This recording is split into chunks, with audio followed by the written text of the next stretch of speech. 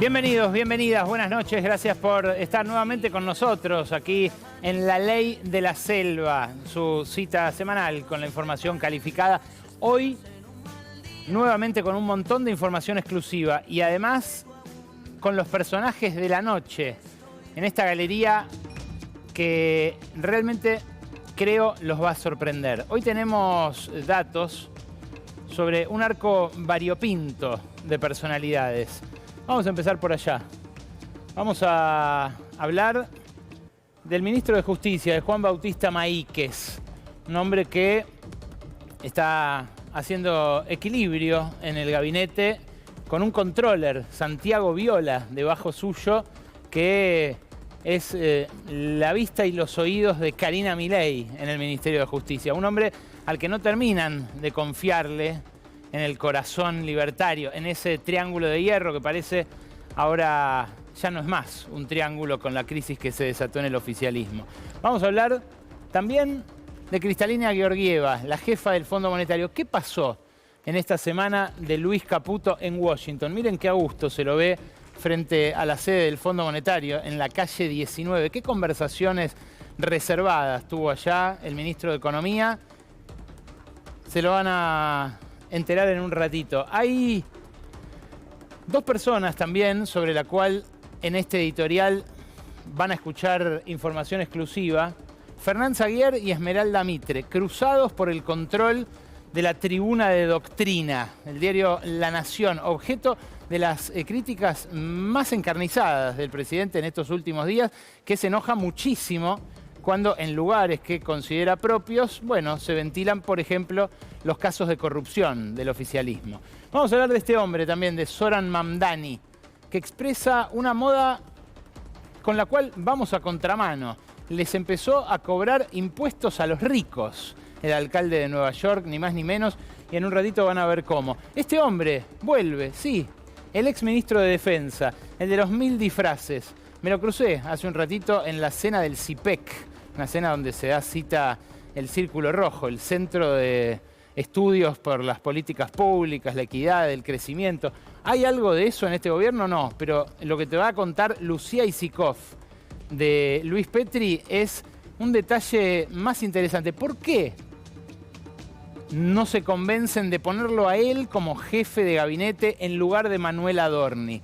¿Por qué no funciona el recambio que algunos en el gobierno dicen debería encarnar él? Porque quiere ser gobernador de Mendoza, porque es más confiable hoy que un Adorni al que le preguntaron si tenía más escándalos y dijo que no, pero al cual le siguen apareciendo, que el viaje a Aruba, que el viaje al Yao Yao, que los aviones privados, que el avión presidencial de la esposa, que la casa en el country, que los préstamos. Hoy declaró un emprendedor inmobiliario, el que le vendió la casa supuestamente a préstamo de las jubiladas, dijo que vale $100.000 más. Vamos a hablar de Adorni, obviamente. Vamos a hablar de este juez, el que tiene en sus manos la definición del financiamiento universitario, y vamos a hablar de este hombre, Peter Thiel. Peter Thiel tiene $20.000 millones. Fundó PayPal con Elon Musk, ni más ni menos. Después armó Palantir. Palantir es la empresa de inteligencia artificial y control social mediante software y algoritmos que está apuntalando a Trump en la guerra de Medio Oriente. Es una especie de contratista de la guerra, pero nacido y criado en Silicon Valley. También es uno de los tipos que más banca las ideas libertarias, las ideas de ultraderecha anarcocapitalistas en el mundo. Y en un rato, si aguantás hasta el final del editorial, te vas a enterar una primicia mundial sobre Peter Thiel. Pero fíjate, lo de Cormick es interesante porque es el juez que en primera instancia falló a favor de las universidades, que obligó al gobierno a desembolsar lo que les debe a los docentes universitarios. Bueno, estaba sorprendido Cormick, te tiro la primera exclusiva, sorprendido porque en las universidades no reclamaron el embargo de las cuentas de los funcionarios del gobierno a los que podrían haber pedido embargar por no cumplir una ley del Congreso Nacional. Una ley que se aprobó en las dos cámaras, que fue al Ejecutivo, que fue vetada y que volvió a aprobar el Congreso, la Ley de Financiamiento Universitario. Bueno, parece que la demanda vino algo floja, que podrían ir más fuerte los rectores. Vamos a ver si lo hacen a partir de esta información. Quédate porque lo de Peter Thiel es una bomba, ¿eh? Es una bomba. Pero vamos a arrancar con la economía. Lo que está ocurriendo, lo que se está dando en el Círculo Rojo es un debate sobre el masazo que se comió Milei la semana pasada cuando se conoció el dato de inflación de marzo. Es un dato demoledor para el relato oficial. Si vos ves la escalerita de la inflación, te vas a dar cuenta de que, es una escalera ascendente durante todo el último año. La inflación de mayo, que dio el 1,5%, siguió a una del 2,8% en abril y a una del 3,7% en marzo. Es así que hay que remontarse en el pasado para encontrar una inflación tan alta como la de marzo de este año. Ese 3,4% que hizo trizas todo el relato, incluso que había montado con el anterior pico de febrero, el presidente cuando dijo no, es algo circunstancial, es algo que se va a revertir porque la inflación minorista dio menos. Bueno, en marzo dieron las dos, 3,4%. Y si uno hace el truquito de Milei de anualizar la inflación de un mes, bueno, tiene que estar navegando, como dice el presidente, arriba del 50% anual. Por suerte no es ese el dato año contra año, pero se está empezando a acercar y está empezando a madurar dentro del establishment la idea de que este año, 2026, va a haber más inflación que en 2025. Si eso pasa, bueno, se habrá incumplido una promesa que los analistas quisieron creer todo el tiempo. Si ustedes miran las expectativas de inflación, estuvieron siempre por debajo de lo que terminó pasando, porque quieren creer los consultores. Pero ¿qué pasa desde las elecciones de medio término, desde octubre del año pasado? Que esas expectativas no paran de aumentar. El propio Fondo Monetario aumentó su previsión de inflación para este año al 30%, 3 veces lo que el Congreso aprobó entre gallos y medianoches durante el verano como proyección del presupuesto para este año. Decían que iba a haber 10,1 en todo el año y ya hay 9,5 en los primeros 3 meses, entre enero y marzo. Es obvio que esa expectativa fue superada por la realidad y la verdad que el dato de las expectativas a futuro no parece que vaya a revertirse. Claro, la nafta fue un motor de esa inflación del 3,4%. 20% trepó durante el mes pasado. Y fíjate, en este gráfico del Instituto Argentina Grande se ve clarito. El litro de nafta está más caro que en Estados Unidos, sensiblemente un 40% más caro en dólares que en Estados Unidos, donde por supuesto hay sueldos más altos, donde por supuesto hay ingresos mayores para pagar esa nafta. Ahora la mantienen congelada. La tregua está por vencer en Medio Oriente, con lo cual no sabemos si el subidón del barril se va a revertir lento, se va a revertir rápido, pero igual aunque baje, la nafta va a seguir congelada en esos valores altos durante los próximos 45 días. En cascada de esto, bueno, se da el problema con los colectivos, que no meten las unidades que tienen que meter en circulación, que dicen que les aumentaron los costos. En fin, es un cóctel complicado. Y no lo digo yo, lo dice Ricardo Arriazu, que es el único economista que bancó desde el primer segundo el programa económico de Caputo, que no le gustó cuando se abandonó la tablita, que parecía reeditar la que él llevó adelante, el propio Arriazu, con Martínez de Oz, pero que decía lo siguiente en un encuentro empresario hace un par de días. Tu problema va a estar centrado en el empleo en el Gran Buenos Aires, porque el otro tema es la apertura económica. Eso no significa que va a desaparecer la industria. Va a crecer otra industria y va a desaparecer alguna. Y el problema es que la destrucción es más rápida que la creación. Y eso te genera bolsones de pobreza y de descontento y te puede generar un problema político que haga descarrilar el programa. Por eso, la letra K en realidad tiene 3 significados. Cómo crece la economía, kirchnerismo y crisis.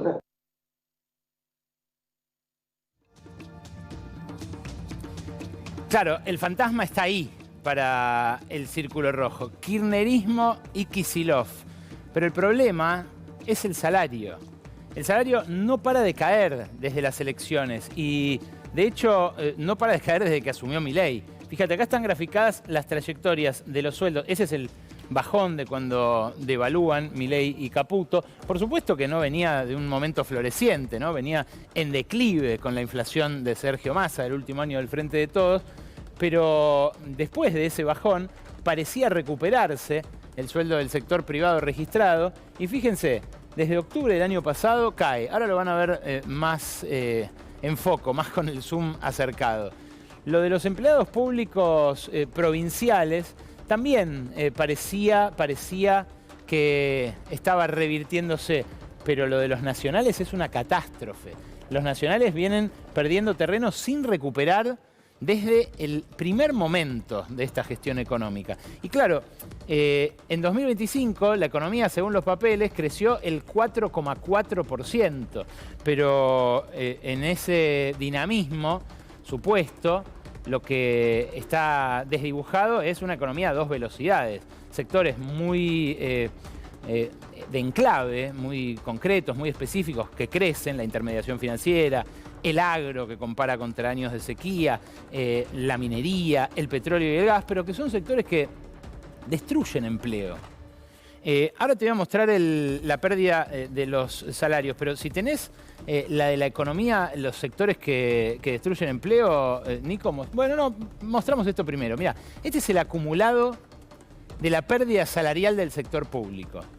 Es demoledor. Esta cuenta la sacó el MATE, el Mirador de la Actividad del Trabajo y la Economía, sobre los datos del INDEC. Te decía, en los últimos 6 meses, el salario estatal perdió 5 puntos. Los están matando de vuelta, casi como el ajuste que se produjo al principio. Pero dado que estuvo tan abajo el salario del sector público durante tanto tiempo, lo que lleva perdido un empleado puntual, cada uno de los empleados en promedio del sector público desde que asumió Milei, son 12,5 millones de pesos.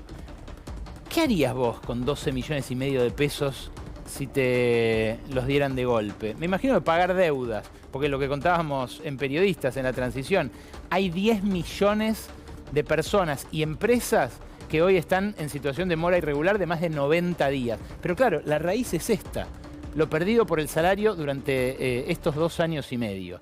Y con el sector privado, si bien la hazaña no fue tan profunda, lo que se ve es que esa recuperación que se había dado, sobre todo en la primera mitad del año pasado, se fue perdiendo. También perdió 5 puntos desde la mitad de 2025 el salario real privado. ¿Y cuánto perdió cada empleado?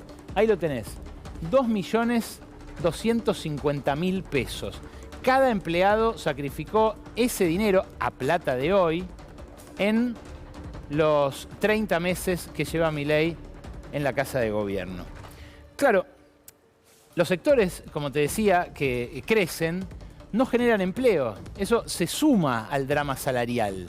Estos sectores que crecieron y que empujaron la economía para arriba, fíjate, desde que asumió Milei, perdieron 7.500 empleos en el caso de la agricultura y ganadería, 6.900 empleos en el caso de la intermediación financiera, 1.900 puestos en la producción de petróleo y gas. Claro, son datos que se suman a la pérdida grande de empleos que se da en la industria y en la construcción. Y eso es lo que empieza a hacer ruido, ahora vamos ahí, en el establishment que quiere bancar a Milei, pero que se da cuenta de que la está chocando. Claro, hay un truco que viene aplicando Caputo, que es abaratar el dólar para que entre la mayor cantidad posible de productos importados. Y la verdad que las importaciones de bienes de consumo vienen volando. Hoy salió otro dato del intercambio comercial del INDEC, pero la verdad que la dinámica que uno ve en las importaciones específicas de bienes de consumo es de una trepada inédita. No había pasado, primero la importación, ahora vamos a los que valen los productos importados. La línea de las importaciones de bienes de consumo, me importa empezar desde ahí porque realmente es muy empinada. Y eso se está pagando con dólares que encima después va a haber que devolver. Fíjate, esta es una serie larga, desde el año 91. Son todos los años, desde el 91 hasta el 2025, con lo que se importó en millones de dólares cada año en bienes de consumo. Ahí tenés el 2025 récord y ahí tenés en gatera un 2026 que asoma como superior aún a ese récord de 11.500 millones de dólares. Claro, la idea es contener la inflación trayendo productos baratos de afuera y aguantar el impacto, como decía Riazu, en una industria que empieza a languidecer, tanto en términos salariales como obviamente de la cantidad de puestos de trabajo. Ahora, lo que te vas a enterar ahora es quiénes están ganando con esa apertura importadora con dólar barato. Porque el discurso oficial, ¿cuál es? Ganamos todos. Los miles de desocupados en la industria, de algún modo le están aliviando la vida a millones de consumidores que acceden a todo mucho más barato. Bueno, sacaron un informe, Gustavo García Zanotti y Martín Shor, que compara el costo de un producto importado, puesto en la Argentina, con el precio al que se vende ese producto. Y realmente es impactante. Es un estudio del Instituto de Políticas Públicas que lidera Claudio Lozano. Y empieza por el termo, no casualmente, porque se hizo viral el dueño de los termos Lumilagro, cuando dijo, bueno, yo eché a 170 personas, pero ahora les estoy proveyendo a todos los argentinos un termo mucho más barato hecho en China. Bueno, estos especialistas, Shor y García Zanotti, cruzaron datos del comercio exterior, pero no datos estadísticos, datos posta, los que muestran a cuánto entró cada uno de los termos que importó Lumilagro, por ejemplo, y lo compararon con el precio de venta aquí en la Argentina, en las plataformas de e-commerce más populares. El termo Lumilagro puesto en Argentina, con los aranceles y los costos de nacionalización, le cuesta a la empresa 8.000 pesos. Es cierto, después tiene que distribuirlos en el país, tiene que cubrir fletes hacia cada punto en donde están los consumidores, pero ese mismo termo se vende a 44.000 pesos. Son súper ganancias, mega márgenes de rentabilidad para empresas que cerraron la fábrica, pero que siguen aprovechando su red de proveedores y sobre todo de comercialización para fijar precios, gracias a la marca y a lo que tienen de espalda para competir con un producto que dicen, ¿para qué vamos a vender al costo chino si lo podemos vender a, en este caso, ¿cuánto?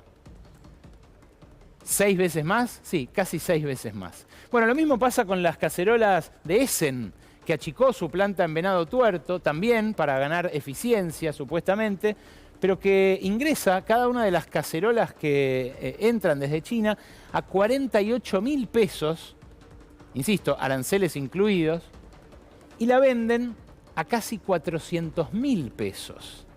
Claro, en términos reales, los productos importados aumentan menos que el promedio de la inflación. Ahora, ¿quién se queda con la tajada del león? ¿Quién se queda con el mega margen de rentabilidad? Bueno, en muchos casos, estos industriales que cerraron la fábrica, que se reconvirtieron rápido en importadores, que echaron gente y que venden caro. Claro, siguen cazando en el zoológico, de alguna manera, pero ya no dan empleo en el país. Lo mismo con las zapatillas. Acaba de cerrar DAS, la planta que hacía zapatillas para Adidas en el país. Se vienen todas desde Tailandia, Indonesia, del sudeste asiático, pero entran a 27 lucas y se venden a 100. Y esto se puede ver en cada uno de los casos. Pero antes, escuchalo a Martín Nadler. Martín Nadler es el dueño de Lumilagro y se hizo viral con este comentario. ¿Tenés récord de ventas, Martín? Así es, estamos en un muy buen momento. La historia de Lumilagro es un antes y un después a partir del lanzamiento de nuestro termo Pampa, por eso lo traje para poner gráfico lo que nos está pasando. Es que este termo es un salto en calidad enorme frente a lo que veníamos haciendo y al mismo tiempo a un menor costo. Entonces eso trajo una receptividad en el mercado enorme y a nosotros nos cambió todo. Hasta el año pasado veníamos sufriendo mucho. Antes nosotros veníamos haciendo un proceso bastante manual, lo cual nos costaba llegar a la calidad que nosotros queríamos lograr, y a partir de que tuvimos acceso a poder importar, fue que nos volvimos a posicionar como estábamos antes y bueno, esto representa un cambio enorme para nosotros. Claro, veníamos aguantando, veníamos mal, pero con la importación sacamos la cabeza afuera del agua. Con estos márgenes sacaron la cabeza afuera del agua los empresarios que fabricaban y que ahora importan. Con márgenes que, generan súper ganancias y que dejan afuera al empleado. Hay un paralelismo que trazó Matías Ragnerman del Banco Provincia con la experiencia chilena bajo Pinochet.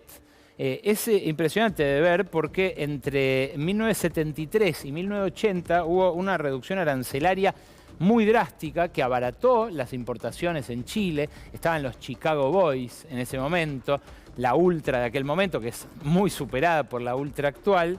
Y la apreciación cambiaria que se dio en paralelo abarató mucho las importaciones, cerca de un 80% las abarató y desplazó obviamente a la producción local. Ahora, ¿qué pasó? Bueno, la industria pasó de representar el 26% de la economía chilena en el 70 a menos del 20% en 1981. Se puede hacer muy rápida esta reconversión que en realidad es destrucción de capacidades productivas, tecnológicas, de desarrollos locales, de capacidades técnicas también por parte de los empleados.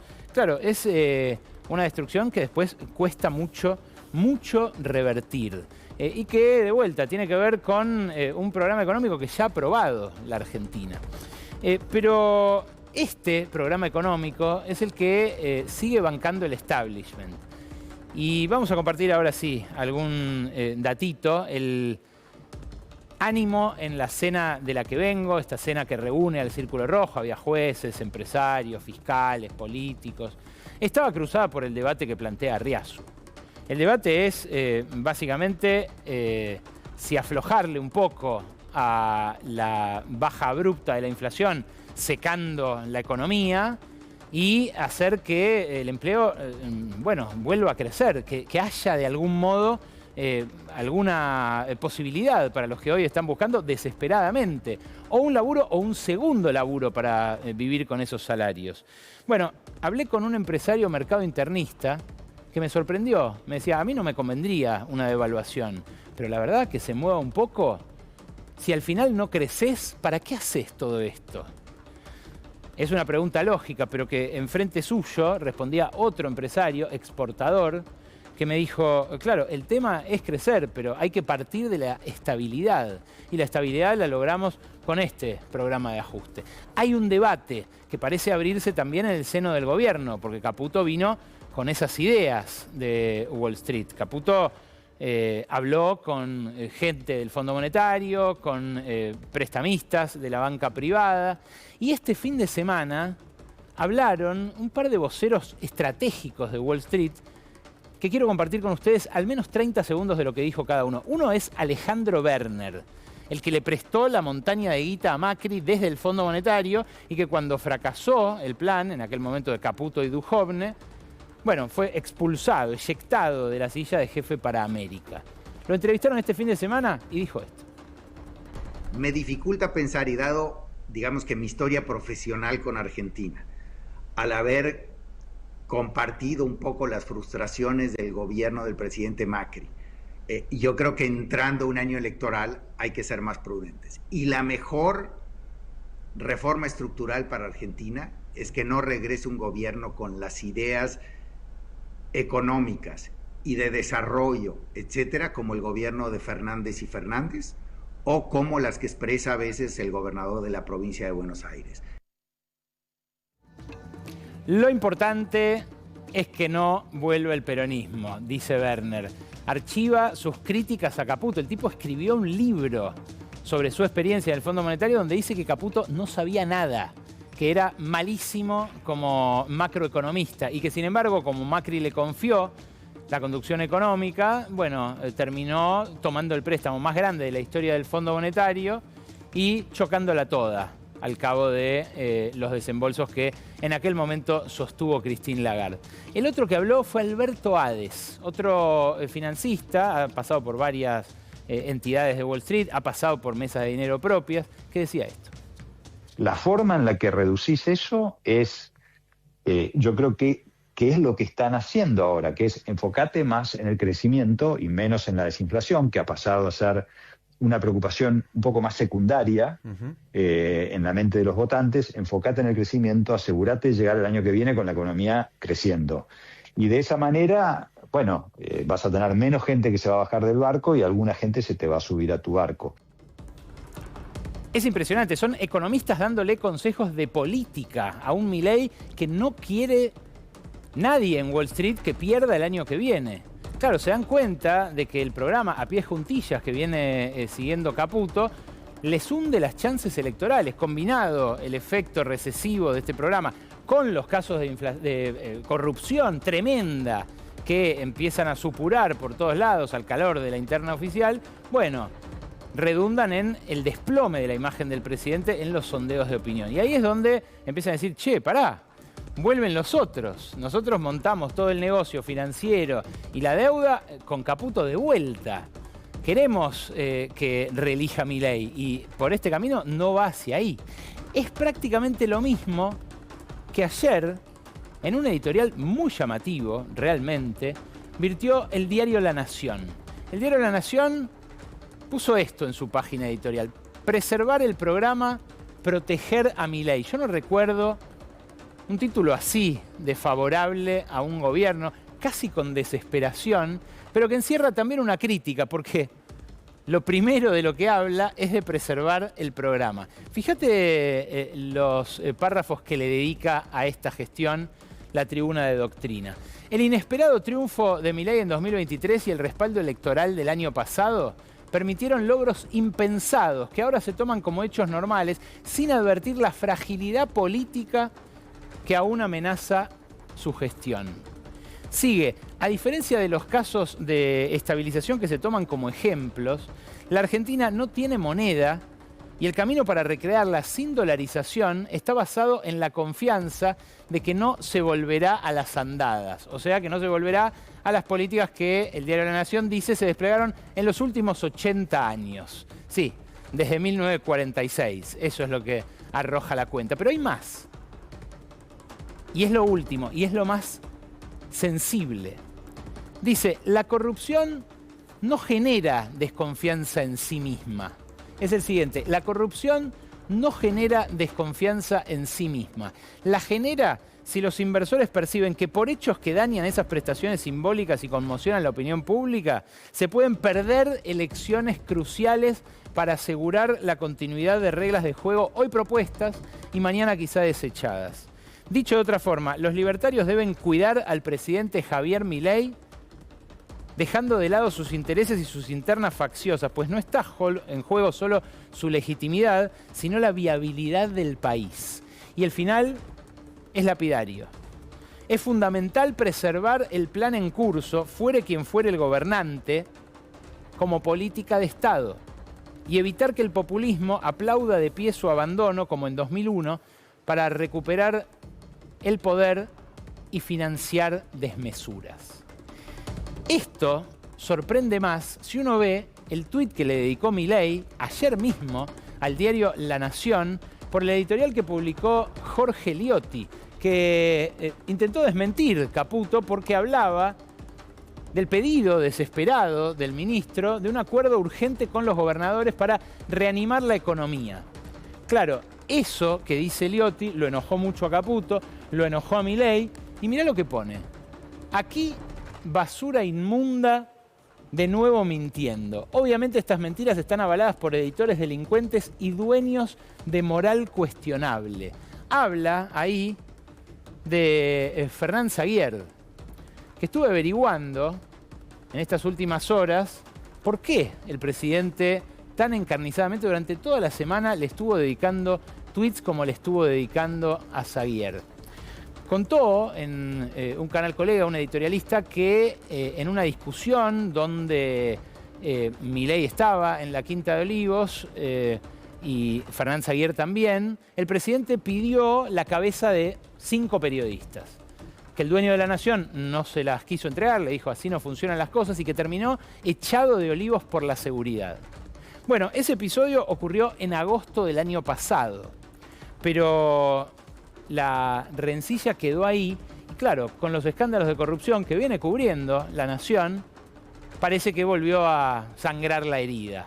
Claro, esto lo agarra a Zaguier en medio de una disputa con la heredera de Bartolomé Mitre, con Esmeralda Mitre, que va a lanzar en las próximas semanas su propio canal de streaming y que viene siguiendo en la Corte Suprema de Justicia una causa para que le restituyan acciones que dice que le corresponden porque las heredó de su padre, Bartolomé Mitre, quien fuera director del diario La Nación y quien se asociara con los Zaguier durante su gestión. La gestión de, bueno, el tercera generación desde el fundador. ¿Qué va a pasar en la Corte Suprema con ese caso? Bueno, es una de las causas que viene orejeando la Corte Suprema sobre el Círculo Rojo, porque también tiene otra causa la Nación vinculada con los aportes patronales, con las cargas sociales de su personal. Esmeralda Mitre va por todo, va a hacer un escándalo, obviamente, con su canal de streaming, pero Zaguier intenta acercar posiciones con Milei, aun cuando lo putee en colores, en Twitter, todas las veces que quiere.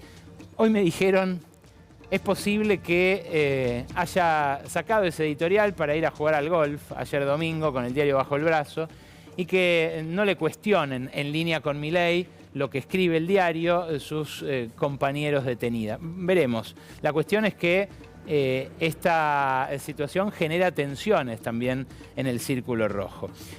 El Fondo Monetario le sigue aprobando las metas a Milei, le sigue aprobando las metas a Caputo. ¿Por qué? Bueno, lo dijo el viceministro, José Luis Daza. Parece que somos de vuelta la niña bonita. Mirá. Para quien está escuchando y está preocupado por la economía, ¿qué se consiguió en Washington? Yo creo que en Washington esta semana se cristalizó todo el esfuerzo que hemos venido haciendo, que ha venido siendo la Argentina, en ayuda internacional, pero más que nada en la valoración internacional de lo que está haciendo Argentina y que se va a trasladar en un impacto muy positivo para toda la población. Era realmente emocionante ver cómo a nivel del Fondo Monetario, el G20, el sector privado, Argentina pasó a ser la estrella de estas reuniones. Bueno, ha pasado en la historia argentina que el Fondo Monetario nos tenga como la estrella de su firmamento, pero no nos fue bien en general con sus recetas. Claro, el fondo está más jugado que la Argentina por la deuda que se acumula desde el gobierno de Macri y que el año pasado sumó ese escalón cuando tuvo que salir al rescate en abril del programa que ya había empezado a teclear de la tablita que reemplazaron por el esquema de bandas cambiarias. Después ese esquema tuvo que ser rescatado por el Tesoro de los Estados Unidos antes de las elecciones. Duró 6 meses. Pero fíjate lo que es, en comparación a los otros deudores del Fondo Monetario, la Argentina.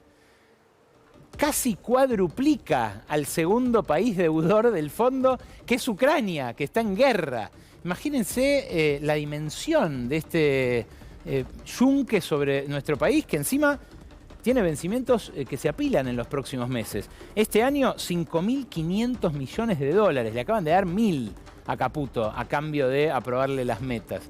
Y el año que viene, bueno, una muralla complicada, una muralla que, bueno, tiene sus momentos críticos y que le queda incluso al gobierno que venga en finales de 2027 con un pilón de deuda para pagar que habrá que ver cómo se cubre en caso de que haya un recambio. Esto es lo que buscan evitar de vuelta los dueños a los cuales en el resto del mundo les están empezando a cobrar más impuestos.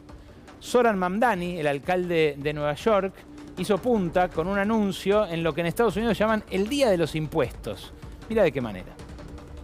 When I ran for mayor, I said I was going to tax the rich.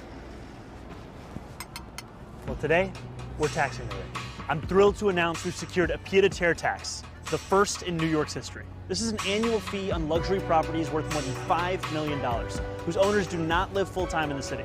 This tax will raise at least $500 million directly for the city.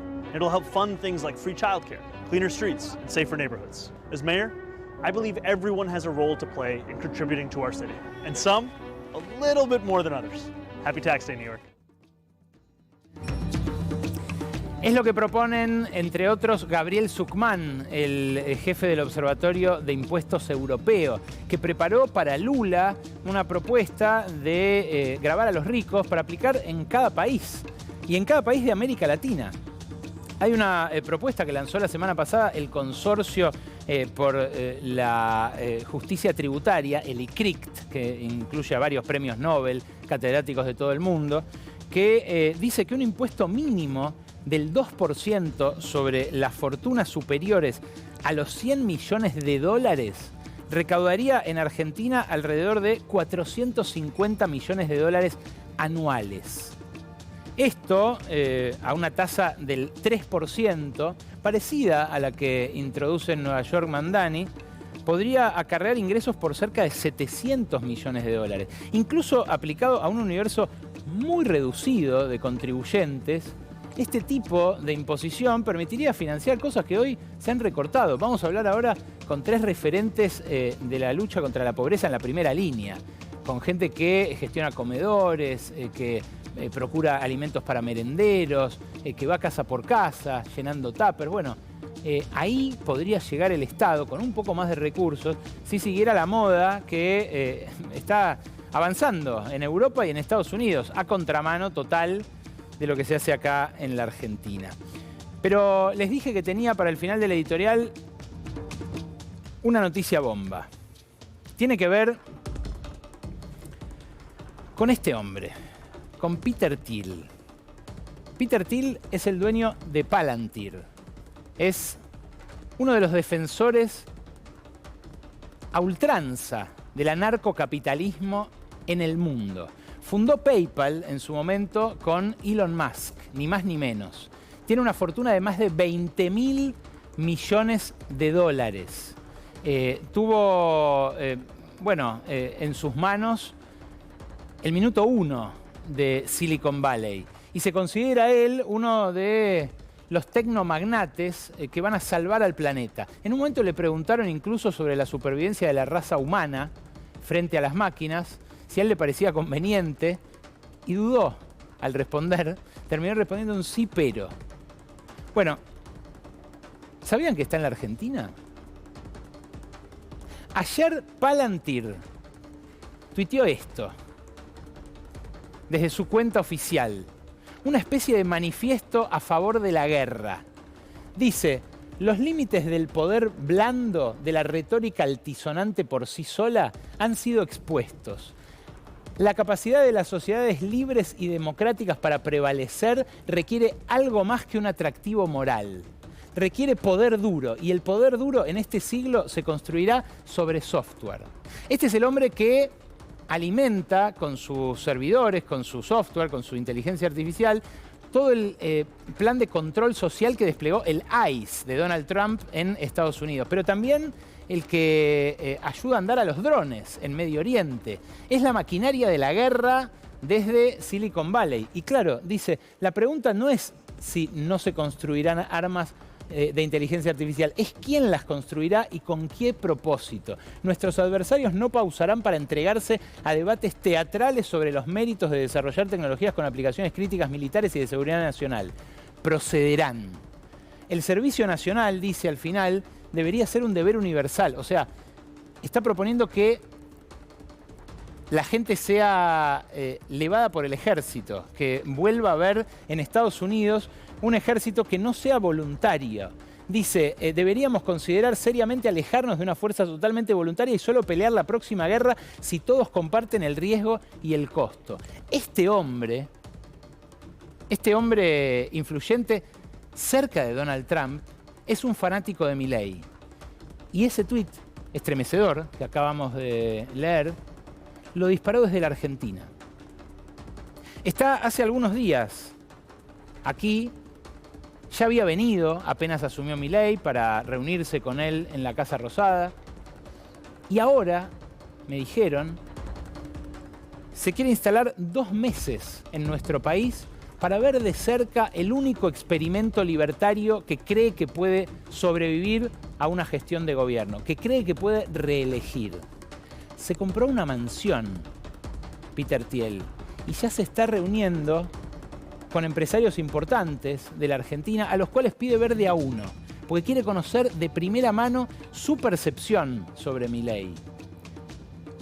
Quiere también conocer los riesgos que tiene respecto de la reelección. Esto es lo que preocupa a muchos de los empresarios que lo están viendo. Pero impresiona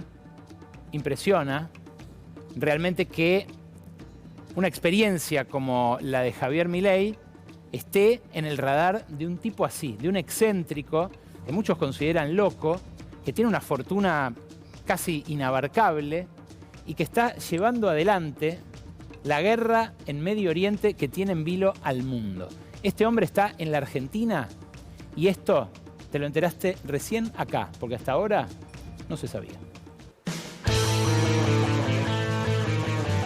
¿Pensás